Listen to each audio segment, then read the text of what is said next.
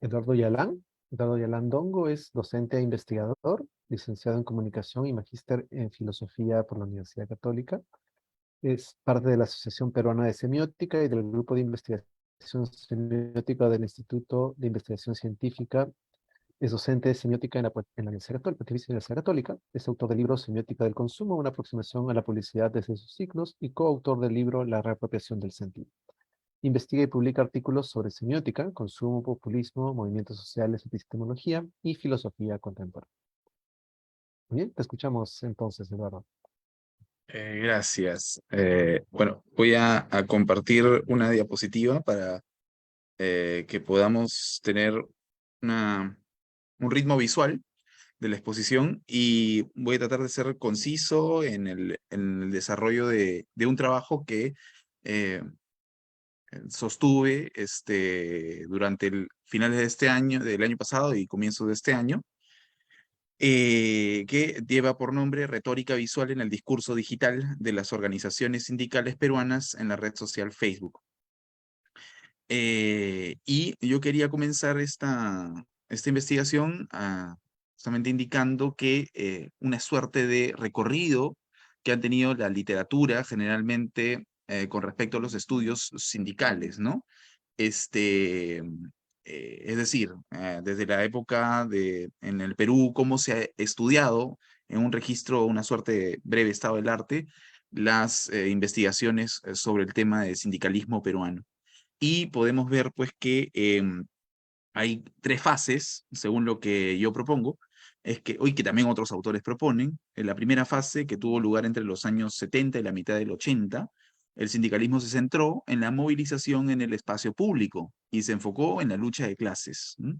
En la segunda fase comenzó a partir de la mitad de los años 80 y se abordó una perspectiva pesimista sobre la capacidad colectiva de los sindicatos ante la crisis económica y la violencia en el Perú, así como las reformas estructurales implementadas durante el gobierno de Alberto Fujimori.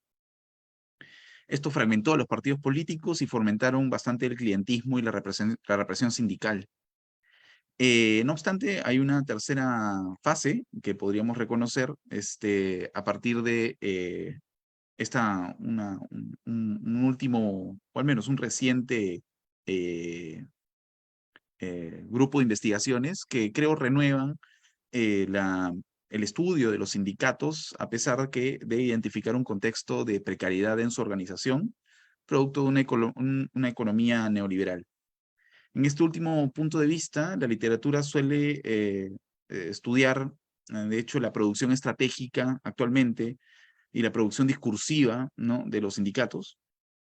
Y de hecho se ha concentrado bastante más este dato que lo coloco también aquí, que es un incremento progresivo de los sindicatos, ¿no?, peruanos de 616 en el 2010 a 998 en el 2018. Esto también ha agravado de que, o al menos relacionado, que la protesta social en el Perú al menos también ha incrementado. Bueno, con esto, con esta lectura bajo telón, yo lo que justamente me pregunto es que estos estudios generalmente se han enfocado en el uso del espacio público que han hecho los sindicatos. No obstante, ¿qué sucede con el espacio digital? En el Perú, las redes sociales más utilizadas o la más utilizada es el Facebook, seguido de YouTube, WhatsApp, Instagram y un emergente despegue de TikTok. Pero justamente es Facebook el lugar donde la mayoría de sindicatos suele utilizar como plataforma para poder expandir, ¿o no?, el mensaje y construir no solamente un discurso a través para la opinión pública, sino una manera también para comunicarse con sus miembros, ¿no? Posts, videos son utilizados para optimizar su comunicación y organizar reuniones y mítines también de protesta, ¿no? Como ciberprotesta. Entonces, me interesa mucho a mí ver cómo esta se conduce su comunicación, ¿no?, en estos espacios en YouTube, ¿no? Y para eso mi investigación se centró en la retórica, ¿no? La retórica estrictamente visual, ¿no? La retórica visual. ¿Por qué la retórica visual es una estrategia de comunicación que es útil para organizar públicamente la demanda de los sindicatos y negociar estratégicamente las relaciones de poder, sus relaciones de poder, ¿no? Entonces, el discurso visual es generalmente lo que a mí me está interesando también porque los estudios y también se suele concentrar que al discurso político sindical en torno a la palabra lingüística, ¿no? A la palabra, al eje lingüístico. Se conocen muchas frases como, por ejemplo, dar la palabra al trabajador, ¿no? Es decir, que hay que hacer que su discurso se manifieste, se comunique, se propague. No obstante, no hay no hay mucha investigación con respecto a no su palabra, sino más bien a su visualidad, ¿no? Y es por eso que el vacío de investigación que al menos yo encuentro es ese, tratar de buscar cómo en las redes sociales se da un lugar primordial a la imagen como medio de expresión política. Uso de diseño gráfico en la comunicación de posts, de logotipos autogestionados, que no solamente crean formas de interacción con los usuarios de la red social, sino también permiten construir un discurso político del sindicato. Entonces, estas características visuales han querido nuevas dimensiones en las plataformas digitales y redes sociales porque construyen discursos más allá de las estrategias lingüísticas, ¿no? Más allá de la famosa palabra del trabajador, ¿no? Sino más bien estos signos, ¿no? Los signos y la trama sígnica que están construyendo se construye en digital. Entonces, desde una perspectiva semiótica, el propósito de la presente investigación tiene una serie de objetivos que se los comparto aquí. El principal objetivo es que yo busco analizar los usos de la retórica visual en el discurso digital de las organizaciones sindicales a través del material gráfico utilizado en la red social Facebook para construir una comunicación con la opinión pública y sus miembros. Y tengo también otros dos objetivos para ello específicos, ¿no? Uno está más centrado en tratar de categorizar los ejes semánticos de su discurso y a partir de ahí identificar los tipos de retórica icónica, plástica, iconológica, ¿no? que produce el sindicato, ¿no? Y bueno, básicamente ese es el propósito de la investigación. Metodológicamente, porque quisiera ir de frente a esta propuesta metodológica, ¿no? La semiótica es una disciplina que aporta bastante a un punto de vista metodológico, es una disciplina de rigor metodológico. Lo que mis 4 pasos sencillos para poder llegar y delimitar al corpus, que es un corpus paradigmático en tenor de Gray más, es que primero identifiqué un total de sindicatos en el Perú a través de la inscripción que hacen los mismos a través del Ministerio de Trabajo peruano. Y encontré que habían 6 confederaciones, 44 federaciones, 482 sindicatos. Mientras que en el sector público se registran 428 sindicatos, 33 federaciones y 3 confederaciones, ¿no? En total, 998 organizaciones sindicales. De ese total, de ese grupo total, la delimitación fue a través de cuántos de estos sindicatos están o tienen una presencia significativa en la red social Facebook. ¿Por qué Facebook? Bueno, como lo explicaba hace breves momentos, la elección de la red social Facebook responde a que es la plataforma digital más popular en el Perú, ¿no? Ya en el 2020 Facebook representa el 94% de 13 millones de usuarios de las redes sociales en este país, ¿no? Y en el 2021 se estima pues que un crecimiento mayor. Los sindicatos, por eso me interesa que también Facebook suele ser una plataforma en donde se concentra también bastante más la opinión, ¿no? La opinión política, sobre todo en este país, ¿no? Y bueno, entonces, a partir de eso, lo que hice fue crear una cuenta específica para la registro y observación y levantamiento de información, ¿no? Esto para poder asegurar que los datos obtenidos no se vicien con una cuenta personal, ¿no? Porque siempre hay algoritmos que pueden afectar, pues, en la recuperación de la data. De esa búsqueda, ¿no? Empecé a identificar, ¿no? De forma cualitativa cuántos de estos sindicatos de 998 tienen presencia significativa en Facebook, encontrando 113 organizaciones, siendo 98 sindicatos, 11 confederaciones federaciones, perdón, 7 confederaciones, tanto del sector público como del sector privado, ¿no? Encontré también que pues 39.000 seguidores pertenecen al sindicato del SINANSOP, sindicato médico, y el mínimo de interacciones o de contenidos y de seguidores de una cuenta sindical era 45, ¿no? Ese era el margen más o menos, siendo 39 las organizaciones que superan ya los 1.000 seguidores, ¿no? En 1.000 seguidores en Facebook.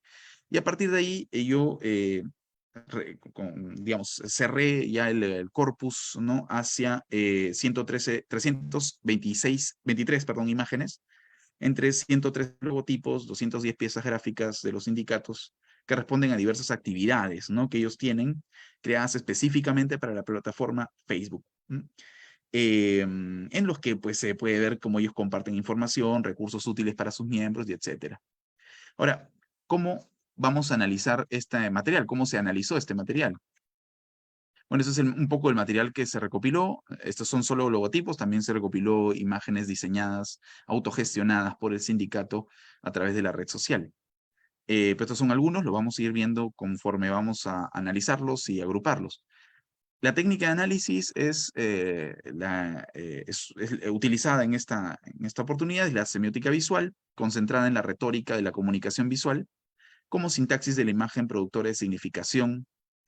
Seguí estos dos nortes teóricos, en principio Theo van Leeuwen, y que un reconocido semiótico que ya ha explorado bastante sobre el tema visual, y porque pertenezco pues a una línea de investigación greimmasiana, el Grupo Mu, ¿no?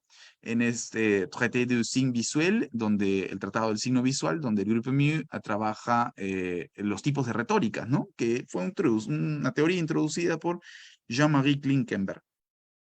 Entonces, estas han sido mis herramientas de análisis, lo que me han servido para poder hacer un recuento, una observación con respecto a el material, ¿no? Las retóricas visuales que aquí se ven son en ausencia conjunto, impresencia conjunto, impresencia disjunto y en ausencia disjunto. En presencia conjunto es cuando un enunciado ocupa el lugar de otro por sustitución. En presencia conjunta es los dos enunciados visuales están expresados o fusionados en el mismo lugar, pero se reconocen aún los rasgos de uno y de otro. En presencia disjunta, dos enunciados visuales ocupan el mismo lugar, y en ausencia disjunta solamente un enunciado visual es expresado y el otro queda fuera. Asimismo, estoy utilizando aquí el análisis plástico, como sugiere Greimas, ¿no? Un análisis plástico, un análisis figurativo, ¿no? Que contiene también una identificación icónica, ¿no?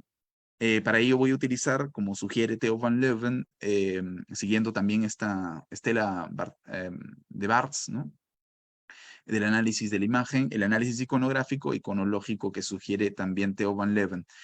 Esto me confronta a mí en lo siguiente, digamos, nosotros que hacemos semiótica, digamos, solemos hacer un recorte en el texto, que es nuestro corpus de estudio, un texto que es más bien cerrado, ¿no? Nos interesa más bien estudiar imágenes y ver cómo la imagen por sí misma produce significación. No obstante, también el semiótico puede tener otras, digamos, intertextualidades asumidas en su proceso de análisis. Con el profesor Elder Cuevas propusimos este año, justo publicado en la revista Acta Semiótica, con la dirección del profesor Eric Landowski, una propuesta de entendimiento de que no solamente nos dedicamos a estudiar textos cerrados, sino también una conjunción específica intertextual, ¿no? En este caso, el texto que estoy asumiendo es un texto hermético, así lo llamamos, que es el estudio de caso de los logotipos, las piezas gráficas, pero también se está colando porque el propio texto me está pidiendo eso, me exige eso, una relación con un texto demasiado abierto, ¿no? Es un texto histórico, un texto de una semiótica histórica que está siendo necesaria de ser incluida en el proceso de análisis. No estoy haciendo un estudio etnográfico, etnosemiótico o sociosemiótico en este caso, sino más bien un análisis del discurso con una semiótica histórica, ¿no? Esto sería una relación de texto hermético y texto demasiado abierto. Bueno, en todo caso, voy a estar siempre viendo cómo los propios logotipos están comportando procesos de relación histórica, ¿no? Modos de relación histórica, ¿no? Que ese salto es justamente una propuesta metodológica que hicimos con el profesor Elder Cuevas este año. Y bueno, ya dicho todos los marcos metodológicos, vamos a pasar un poco a los resultados de la investigación, que aquí me quiero detener ligeramente más. Estos resultados básicamente fueron a través de la recopilación de la data y ver cómo se podría categorizar la misma, ¿no? Cómo poder categorizar la data. Entonces, encontramos muchos tipos de categorizaciones, pero nos quedamos con aquellas relaciones que, como en la semiótica de Greimmasiana, se sugiere pues que estas relaciones tengan una correspondencia lógica, ¿no? Como escuchamos en la anterior ponencia, ¿no? De la profesora Diana Luz Pessoa, hay una relación entre verdad, mentira, que es una relación lógica, ¿no? De contradicción, contrariedad. Bueno, yo voy a seguir esa misma estela para poder, interpretativa, para poder categorizar mi data, ¿sí? Y así encontramos cuatro tipos de retóricas en todo este material gráfico que levantamos, o que se levantó, mejor dicho, en la plataforma Facebook de los sindicatos. Las primeras las vamos a denominar como retóricas de emancipación.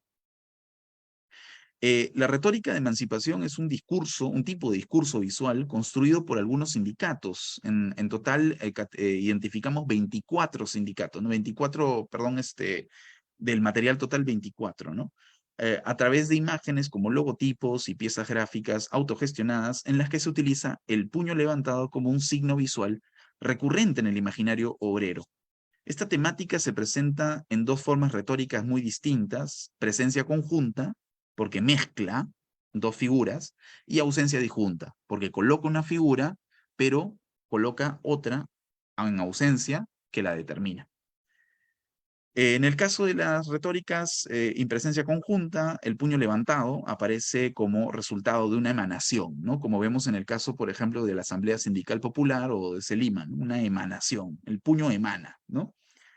Un proceso de transformación que no se deshace completamente de su origen, de su fuente, ¿no? Que es el sentido popular, ¿no? Y en ese sentido aún se pueden percibir los rasgos de un elemento, la fábrica, en el caso del logotipo de Selima, y en el otro un puño, ¿no? Y lo que crea es una coincidencia, ¿no? Una interpenetración entre los dos elementos, ¿no? Ese sentido del nosotros, ¿no? Hay un sentido de nosotros emanado, ¿no? De la lucha obrera, propiamente. No, y acompaña esta lógica de impresencia conjunta la presentación del puño como retórica en ausencia disjunta, ¿no? Como mano cortada, presentada una síntesis gráfica en el logotipo del sindicato. Y en este caso ya no hay un devenir, sino una omisión de un elemento que en ausencia determina el puño, que es la corporalidad humana, ¿no? En este caso ya no se construyen efectos de sentido del puño como elemento desprendido de la comunidad, sino como símbolo de la motivación de primer paso, condición de posibilidad para emprender la lucha. Sobre esto me parece interesante ya que el propio texto, el propio logotipo, las propias gráficas, está convocando un texto demasiado abierto, como lo llamamos nosotros, ¿no? Que es ya este sentido por los temas de actividad, movimiento, humanidad y conjunción, beligerancia que tiene el logotipo, nos fuerza pues a relacionarlo con todo un texto histórico que está comprometido en la construcción de la textual de los logotipos y el diseño autogestionado sindical peruano.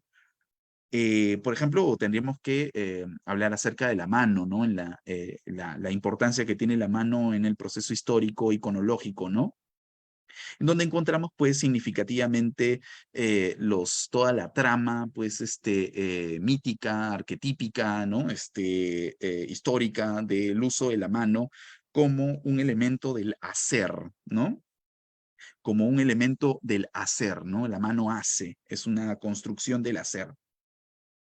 Y es uno, justamente aquí aparecen estos emblemas diseñados en 1900, ¿no? Desde las míticas construcciones de la mano levantada de Wolfgang Matthäus, The Nightmare, ¿no? De 1982, como también pues todas esas escenificaciones de los emblemas diseñados por el Industrial Worker of the World de 1917, esta organización creada en Chicago, ¿no? En 1905 por socialistas estadounidenses, con el propósito de fomentar la unidad y el apoyo entre trabajadores y la lucha entre los empleadores. Lo curioso es que los propios sindicatos utilizan estas fotos creadas por el Industrial Workers of the World de 1917 y las siguen reutilizando en su producción visual, ¿no? Es interesante ver cómo este eco, ¿no? Este eco intertextual de textos históricos, ¿no? Bueno, también encontramos el opuesto, ¿no? Si hay un A, como decía la profesora en la anterior presentación, la construcción del sentido, de la significación, establece que hay un B, ¿no? Y en este caso, nuestro B son las retóricas de consenso, ¿sí? Las retóricas de consenso son la oposición de las retóricas de emancipación que acabamos de ver. En los logotipos se prima bastante, mucho, ¿no? Un tipo de discurso visual que lo encontramos en menor medida, ¿no? A través de imágenes como logotipos y piezas gráficas autogestionadas que utilizan o presentan la relación del acuerdo, ¿no? Del acuerdo, de la negociación entre la empresa y el trabajador sindical, ¿no? Y encontramos muchas retóricas sin ausencia de conjunta y una presencia disjunta. Y en este caso vemos un discurso de consenso, utiliza elementos visuales repetitivos como el apretón de manos entre la compañía y el trabajador, ¿no? El handshake, ¿no? Y lo que se entiende como un representante del sindicato en este caso. Y en muchos casos este entrelazamiento presenta en menor medida la fusión de estos dos elementos visuales, ¿no? Lo que implica retóricas de impresencia conjunta que buscan crear un sentido de mutualidad, ¿no? De negociación o de pacto.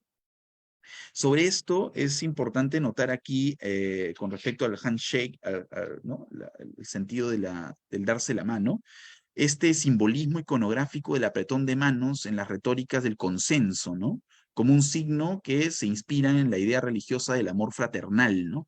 Que también nos transporta a otro texto histórico, el cual se convirtió en un gesto significativo en las asociaciones de trabajadores en la década de 1840, ¿no? Siendo adoptado formalmente bajo el concepto de fraternidad por la organización Fraternidad Obrera Alemana, ¿no? Arbeiterverbundung, lo pronunció mal. De esta manera, el discurso consensual, ¿no? Se encuentra en las antípodas del discurso de emancipación y representativo que vamos a ver justo ahora, ¿no? Entonces, ¿por qué? Porque busca justamente una narrativa bilateral, ¿no? Una narrativa construida por la bilateralidad de la negociación colectiva, mientras la primera que veíamos tenía una narrativa de más unilateral, ¿no? Yo contra el otro, en este caso somos yo y el otro, ¿no? Más conjuntiva que disjuntiva. También encontramos retóricas de representatividad. Estas retóricas de representatividad son la negación de las anteriores y la implicación de las de emancipación. Pero a diferencia de la construcción del primero, estas retóricas de representatividad buscan construir una identidad en el discurso del sindical, ¿no? Una identidad de quiénes somos, ¿no? En este caso encontramos bastante que las retóricas utilizadas, ¿no? Se observa, digamos, un tratamiento plástico cromático más de que invoca la nación, ¿no? La idea de la peruanidad. Y en este caso se utilizan elementos representativos que forjan este tipo de representación sindical e identidad nacional, ¿no? Aquí, en este caso, las temáticas de representatividad utilizan de forma recurrente retóricas de impresencia disjunta, tal como se puede apreciar en la figura 2, perdón. Y el objeto de esta retórica es crear un efecto de sentido que sugiere una identidad surgida a partir de la combinación de elementos, ¿no? O bien una simultaneidad de formas de vida que contribuyen a definir dicha identidad. Y en este sentido, la retórica ya no se limita a la búsqueda de la emancipación, sino que adquiere contenidos semánticos relacionados con la peruanidad a través de la plasticidad cromática en el uso del rojo y el blanco, ¿no? El trabajo a través del uso de figuras icónicas relativas al rubro de la empresa privada o pública a la que pertenece el sindicato y la identidad a través del uso de símbolos de carácter más abstracto, de figuratividad menos dependiente del referente. Entonces así se abandonan los efectos corporales, ¿no? Que tenían las retóricas de emancipación, esto de la mano, ¿no? Para construir una retórica a través de la identidad del rostro, ¿no? Esto también nos provoca una relación hacia nuevamente el texto demasiado abierto, porque este texto cerrado, fuerza, también está convocando un texto demasiado abierto, que es justamente la presencia del rostro, la mirada del rostro, ¿no?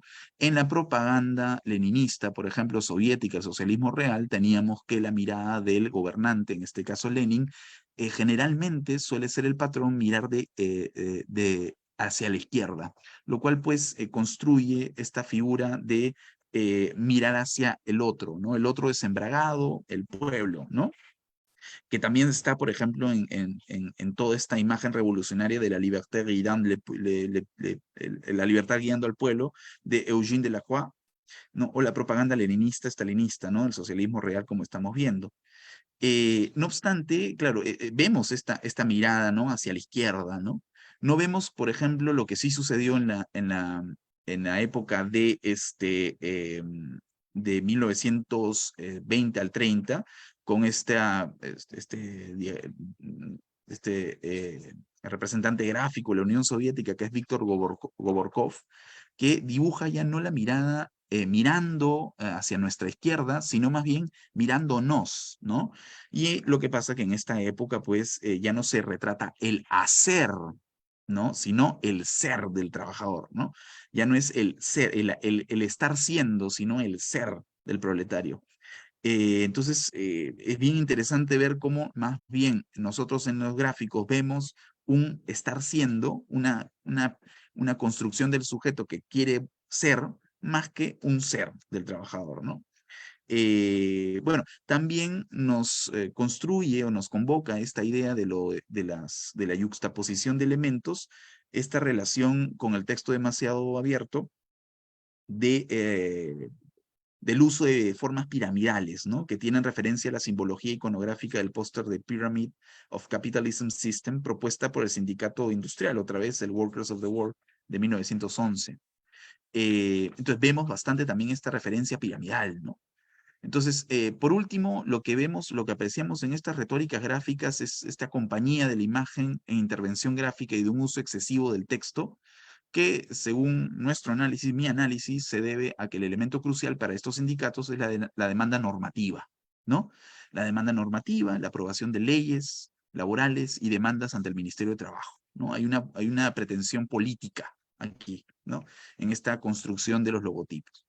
Bueno, y finalmente tenemos, ya para terminar, las retóricas de compañerismo, ¿m?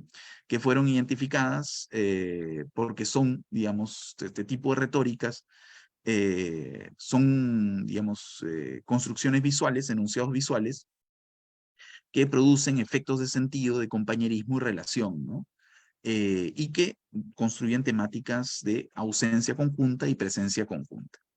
Y las temáticas de unión tienen como objetivo construir un discurso que fomente la unificación y compañerismo en la asamblea sindical a través de enunciados visuales. Por lo tanto, se puede apreciar una recurrencia de signos visuales como las manos entrelazadas, ¿no? O el retrato icónico del pequeño grupo de personas, ¿no? Como por ejemplo ¿no? De entre 5 a 7 individuos que vemos en los logotipos, que representan el compañerismo del sindicato pequeño, ¿no? En contraste con las temáticas discursivas anteriores de la emancipación y la representatividad, ¿no? Que eran más políticas. En estas temáticas se fortalece la unión y se deja generalmente de lado el uso de la retórica plástica, cromática, el rojo y el blanco, ¿no? Pero de la peruanidad, para favorecer pues ¿no? Verdes y amarillos que son más pasivos incluso, ¿no? De esta manera se utilizan estas retóricas, reemplazando los colores humanos incluso por aquellos verdes amarillos, ¿no? Que connotan las siguientes unidades semánticas, ¿no? Como pacificación, compañerismo, reconciliación y protección, ¿no? En este caso no solo hay menos gráficos superpuestos, sino que se encuentran colocados con mayor distancia unos con otros, lo que crea una identidad de la cercanía, ¿no? De lo familiar, diferente a la identidad nacional del discurso sindical representativo. Bueno, estas son algunas, ¿no? Vemos que en este tipo último de retóricas hay mucho más creatividad visual, ¿no? O sea, hay más recursos visuales que usan los sindicatos, ¿no? No se repite tanto una historia, un texto histórico, sino que se crea algo, figuras nuevas, ¿no? Ya no hay esta figura de la historia que está viniendo, ¿no? Y volviendo a repetirse. Bueno, esta sería básicamente la presentación de los 4 tipos de categorizaciones que hemos identificado o que se ha identificado. Y emancipación, consenso, representatividad y compañerismo. En la Dexis de la izquierda podemos identificar una temática más política, mientras que en la derecha una temática más ética, ¿no? Más de carácter ético. Político izquierda, ético a la derecha. Y tenemos pues justamente aquí la síntesis de ambas propuestas visuales, ¿no? Bueno, para terminar, básicamente, para dar respuesta, ¿no?, a la pregunta de la investigación que hemos tenido sobre los usos de la retórica visual en el discurso digital, en la red social Facebook, digamos, hemos propuesto un paradigma distinto a la palabra del trabajador para ver la imagen del trabajador, ¿no? Desde esta perspectiva epistemológica y metodológica hemos identificado una recurrencia de la comunicación digital, ¿no? Generalmente se han privilegiado más, como se ve, se aprecia un poco en la diapositiva, más discursos de representatividad y emancipación. Y esto esto resuena mucho con la advertencia de Marx, ¿no? Quien destaca la importancia de que la revolución proletaria cree sus propios símbolos en lugar de adoptar lo de las revoluciones pasadas, ¿no? Con ello se advierte sobre la necesidad de evitar la mera repetición de la iconografía pasada, en su lugar buscar la diferencia, ¿no? No obstante, como hemos visto hace un momento, en algunos casos los sindicatos repiten sin diferencia, ¿no? Es decir, sin valor, ¿no? El valor, un valor diferente que los distinga. Mientras que otros sindicatos, si bien repiten, ¿no? Crean una diferencia. Generalmente esto pasa con las retóricas de emancipación y representación. Algunas repiten lo ya fabricado y otras digamos, repiten sin diferencia, ¿no? El uso de las retóricas de emancipación son congruentes con la investigación también de muchos autores, quienes señalan que la publicidad como herramienta de persuasión política suele utilizar el entimema. Y así bien, las retóricas de emancipación y representatividad tienen a crear una interpretación canónica de la movilización política, ¿no? Lo que hemos visto, ¿no? Las temáticas de emancipación y representatividad generalmente construyen el discurso canónico de lo que significa ser un trabajador, mientras que en la derecha vemos la figura de la camaradería y la unión. Y no obstante, cabe destacar pues, la aparición de una retórica emergente que nos permite interpretar tres cambios discursivos a nivel temático, figurativo y espacial, ¿no? Como tendencias temáticas emergentes en el discurso visual sindical peruano, se identifica la composición de un discurso de hermandad que invoca en su producción de imágenes a la vez que se desprende de contenidos discursivos que apelan a la relación comunal. En ese sentido, aunque las retóricas de emancipación y representatividad son las más utilizadas, son las retóricas de compañerismo y consenso las que generan mayor diversidad en la creación de imágenes en Facebook, ¿no? Como vemos aquí. Se ha identificado que las retóricas de compañerismo y consenso, la calidad gráfica mejora, así como la iniciativa de creación de productos visuales, ¿no? De hecho, ahora bien, no obstante, las retóricas identificadas también suponen que el efecto de sentido producido a través de las imágenes relata una tendencia espacial, es decir, que en las retóricas de emancipación y representatividad se construye una puesta en escena de una cultura sindical estatista, mientras que en las retóricas de compañerismo y consenso una cultura sindical empresarial, ¿no? Una negociación colectiva. Entonces, la presente investigación ha tenido como objeto realizar un acercamiento cualitativo a este discurso, no tiene intenciones de otros espacios locales, ¿no? A otros espacios geográficos, pero sí intenta plantear la pregunta sobre la existencia de estas retóricas visuales y su correlación pues, con la comunicación de los sindicatos, ¿no? Queda para una siguiente investigación, quizás ver cómo estas retóricas empleadas si existe o no una correlación con aquellas formas en que los grupos y asociaciones sindicales se apropian del espacio público, ¿no? Cómo se apropian de esto para poder hacer esta relación entre lo offline y lo online. Bueno, si están interesados en esta investigación y proseguir un poco su extensión, que aquí hemos hecho una síntesis concreta para el evento, pueden buscar la publicación reciente que se ha hecho sobre el particular a través de la revista Ad Comunica, revista científica de estrategias, tendencias e innovación en comunicación. Muchas gracias. Muy bien, Eduardo, muchas gracias. Estamos un poquito con el tiempo. No sé si alguien tiene alguna pregunta para tratar de aprovechar esos minutitos que nos quedan. ¿Alguno de los participantes, uno de los asistentes? Si tiene alguna pregunta, puede hacerla por el chat. O Diana Luz, te escuchamos. Tu micro, por favor. Cadê o Eduardo? Aqui. Ujú. Eduardo, vou falar devagar em português. E fiquei muito interessada no seu trabalho, porque o trabalho que eu vou apresentar agora no Congresso em Bogotá, certo? É exatamente sobre a retórica no visual e no verbal dos discursos usados pelos partidos políticos no Brasil. Então, eu estava muito interessada nisso, em ver, e acho que você conseguiu uma organização muito interessante. Vou tentar encontrar o seu texto para ler, certo?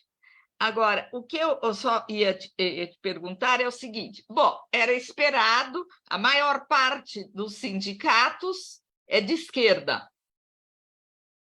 pelo que aparece aí na sua... Mas você tem muito mais gente nos emancipados e na representatividade do que no consenso e no companheirismo, não é isso? E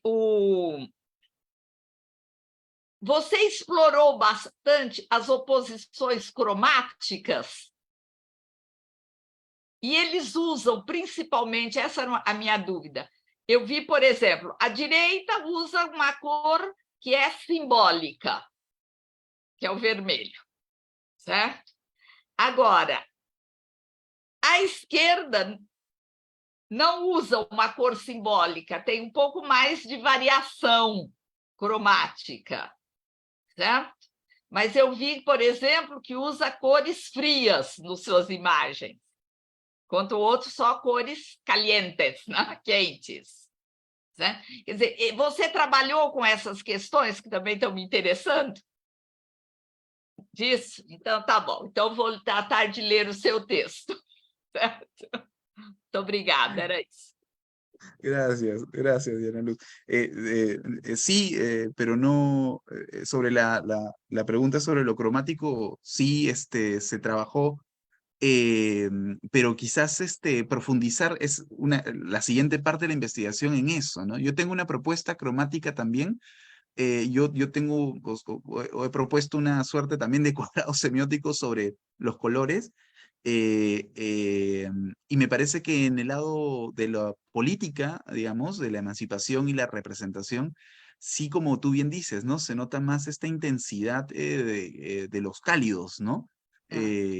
Con brillos, perdón, con saturaciones un poquito más intensas. No obstante, la derecha vemos bastante esta no frialdad, pero combinada con colores cálidos, ¿no?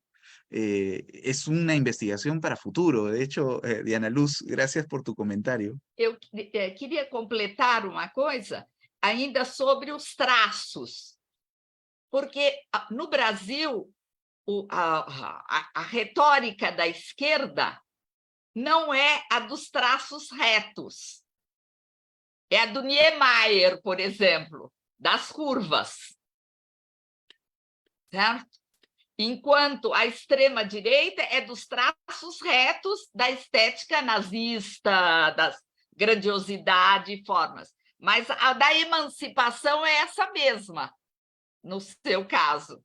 Então, aí acho que tem uma questão também para se pensar pelo diálogo com as outras estéticas. Sí, sí, sí, sí. Sería bueno, ya te tomo la palabra quizás para motivar un trabajo conjunto sobre ese tema.